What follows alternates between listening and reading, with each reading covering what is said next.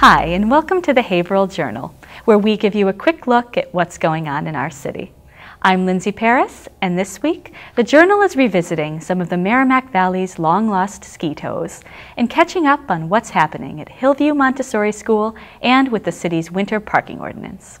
But first, cold temperatures didn't stop crowds from gathering to witness the historic demolition of the Ocasio building, the first large structure to come down in preparation for the new Harbor Place development. HC Media was on site all weekend to capture the demo on film and talk with some of the folks who've had a stake in the building over the years. I think it's great. I think progress is always welcomed in the city. I think it's happening. Big changes are happening in downtown Haverhill. Crowds came out on February 21st and 22nd to watch the front facade of the Ocasio building disappear from view. Among those who showed up to witness the building's teardown were some of its former owners. Very excited about the new building coming in.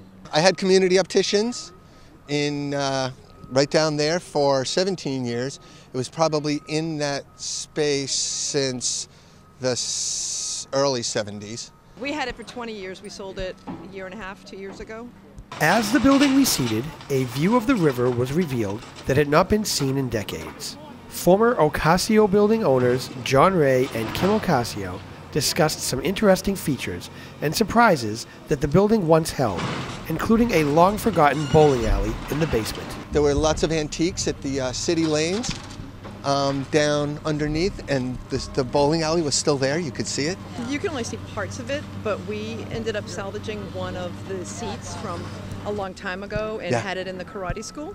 And then when we moved to our new location, we actually took a 5-piece seat and dropped it down to 3 and salvaged it. So we have that into our new building down there, and the bowling lanes are the windowsills and the counter. The Ocasio building may be a memory now, but as everyone knows, there is a lot of work left before the city can even begin to think of new construction. The Haverhill Journal went down to the work site to find out exactly what we can expect over the next few weeks regarding the dismantling of the Newman's Furniture Building and the Woolworth Building. Currently, right now, we're removing the debris for Building 54.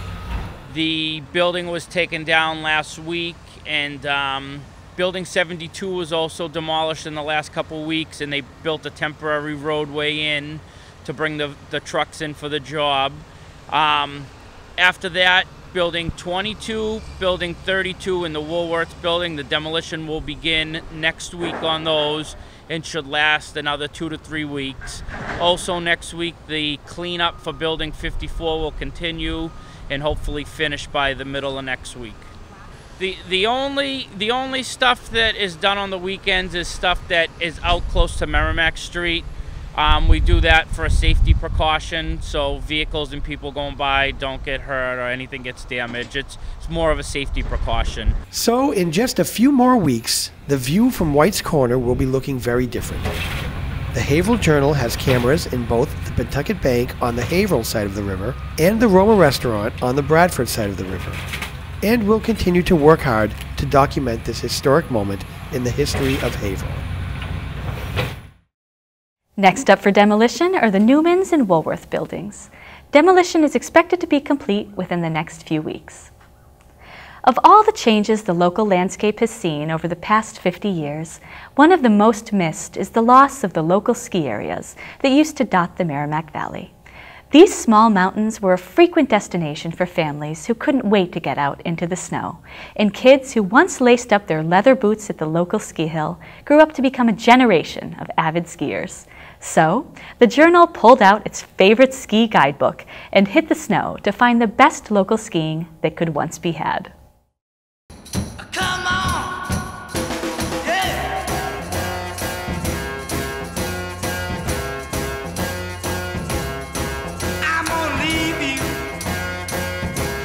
See me go.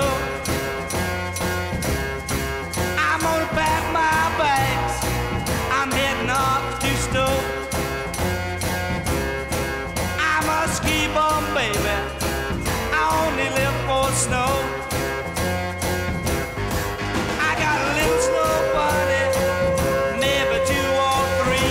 It's winter, it's cold, there's snow on the ground, and I seriously need to get out of the house. So I pulled out my skis, my boots, my poles, and my dad's guide to ski tows in the Merrimack Valley. Yeah, it was printed in 1966, but so what? Let's go. Back in the day, you didn't have to drive for hours and shell out big bucks to hit the slopes. Small local ski hills made a big impression on young snow sport enthusiasts who couldn't wait to hitch a ride on a rope tow to the top of a hometown slope. Skiing with a view of the Atlantic Ocean and the mountains of southern Maine? Where else could you be but on top of Powwow Hill here in Amesbury, the home of Loch Ski Tow? With views like this, it's no wonder that this was the longest running of our lost ski areas in operation until 1993. Whether you knew it as Amesbury Ski Tow, Lochs, or Atlantic Forests, this was the place to be for 55 years, from 1938 until 1993. Finding 300 feet of vertical drop within 5 miles of the Atlantic was pretty rare, so it's no wonder that this was an extremely popular and busy slope. 25 years ago, this area offered 3 chairlifts and 5 trails, making it one of the largest and most popular local hills. This guide specifically says there's supposed to be a J-bar right here. Ugh, what gives?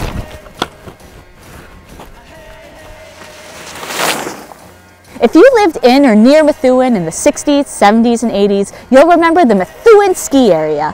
Locals used to flock here for the town of Methuen's annual winter carnival and to watch the Methuen High ski team race down this mountain. Methuen Ski Hill opened for business in the 1940s. Located on Hampshire Road near the state line, its layout was simple: a wide open slope with a 200-foot big hill on the left and a little hill for beginners on the right.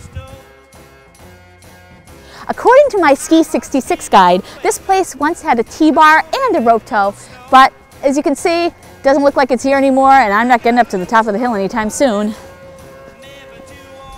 Al Ritelli purchased the ski area in 1973 and expanded its offerings to include multiple classes, an after-school program, and an enlarged lodge with a snack bar. With all these offerings, plus the winter carnival and high school ski team, Methuenites flocked to this hill until it closed in the early 80s.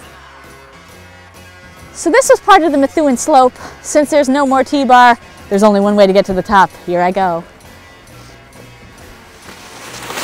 A few folks might even remember coming up here to Spicket Hill, the highest point in Salem, New Hampshire. Unfortunately, the place is long gone to development, but great view though.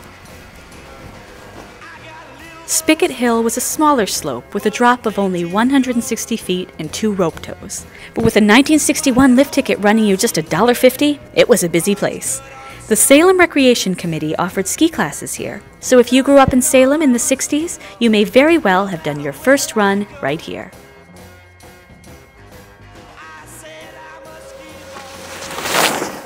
We've been to Amesbury, we've been to Salem, and we've been to Methuen. But right now, we are right here off East Broadway in Haverhill at the famous former Thunderhead ski area. That's right. In the 1960s, Haverhill boasted 2 ski areas, Bradford and Thunderhead. You could ski day and night on their small but steep slope, which was groomed by hand by Thunderhead Ski Patrol and housed a single Dacron rope tow as its only lift method. Owner George Mavrafridis eventually found that the sandy gravel located at the base of Thunderhead was more valuable than the ski tow itself, said gravel being used for, among other things, a Logan Airport runway extension. Year-round skiing in New England? Sounds kind of crazy, but it was for real here at Boston Hill in North Andover, where in 1983, Dendix matting was laid over the entire main run of the slope, allowing skiers to slide down year-round. Boston Hills was the most technologically advanced of the small areas. Back in 1958, it was one of just 2 ski areas in the world with snowmaking capabilities. At that time, just compressed air and water sprayed from a large sprinkler. Bob Dunn, who purchased the area in 1962, expanded his recreational offerings beyond just skiing.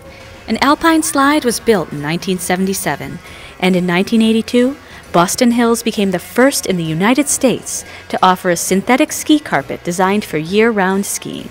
Made of PVC plastic filaments bound in stainless steel tubing and honeycombed. At that time, it was the largest such carpet ever assembled by the Dendix Ski Company. But even the novelty of summer skiing couldn't stop the ever-rising tide of expenses that it took to run a ski area. Rising insurance rates, snowmaking expenses, and increasing land values made the business less and less viable. Thunderhead and Spicket Hill were the first of these mountains to shut down around 1970, while Methuen closed its doors in the early 80s, Boston Hills later on that decade, and finally Amesbury in 1993. As you've seen today, a local ski experience is hard to find, but if you're looking to get a run in, head over to Ski Bradford, still going strong after 67 years and the last remaining ski area in Essex County. Right now, it's starting to snow pretty hard, and I'm going to try to get a run in before the blizzard hits. See you at the top.